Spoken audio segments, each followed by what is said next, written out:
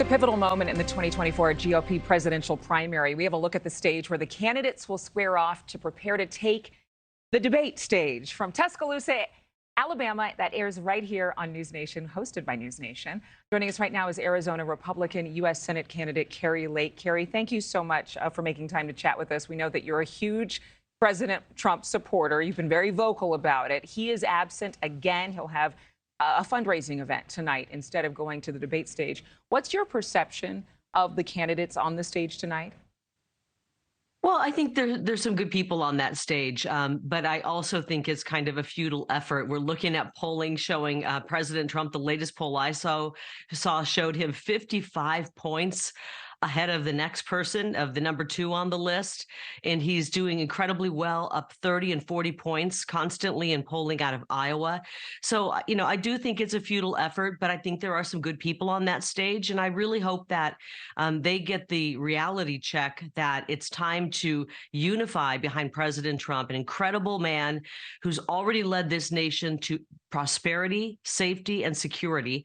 And he's ready to do it again. And let's get behind him and basically take on the destructive policies of the left that have gotten us into a mess, whether it be Bidenflation or the Biden invasion at the border, or just a situation around the world where we're now teetering into World War III. We're ready to get President Trump back, and I think it's time we all rally behind him and get him back in the White House. But what do you say to American voters who happen to be Republican, who would say, you know what, we were supporting President Donald Trump, but all of these indictments, all of these concerns make us wary, make us a bit nervous. We don't know what's going to happen in the next 8 to 10 months. And it's time for an alternate. What would you tell those voters right now?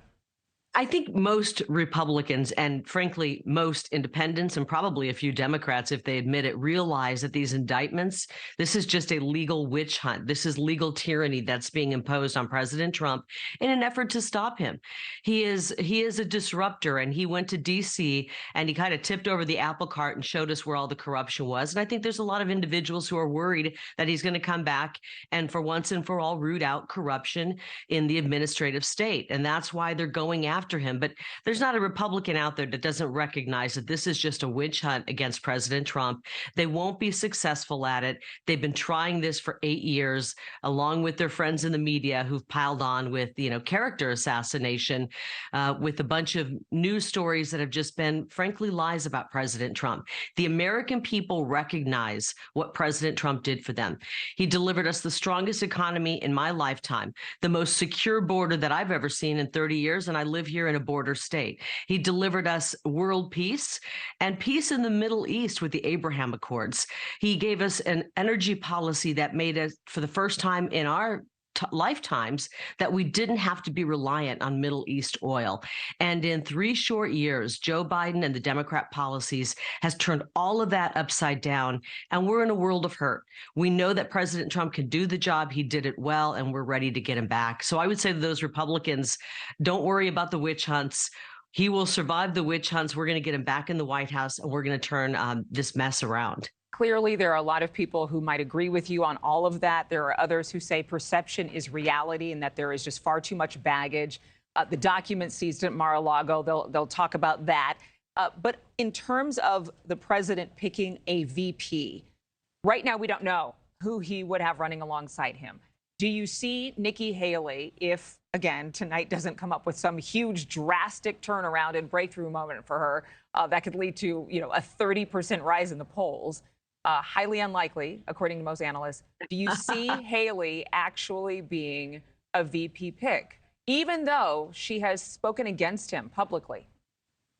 Well, I don't know. I mean, this would be a question for President Trump. He will decide. And I like that you're asking it because it shows me that even you are kind of acknowledging that it's inevitable. President Trump's going to be our nominee.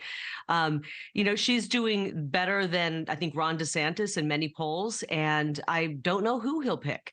I do wonder, though, if the fact that she's been running against him would maybe put her on the list of people that he wouldn't choose, because, you got to have somebody that is your partner and that believes in what you believe in. And we've heard her being very critical of President Trump.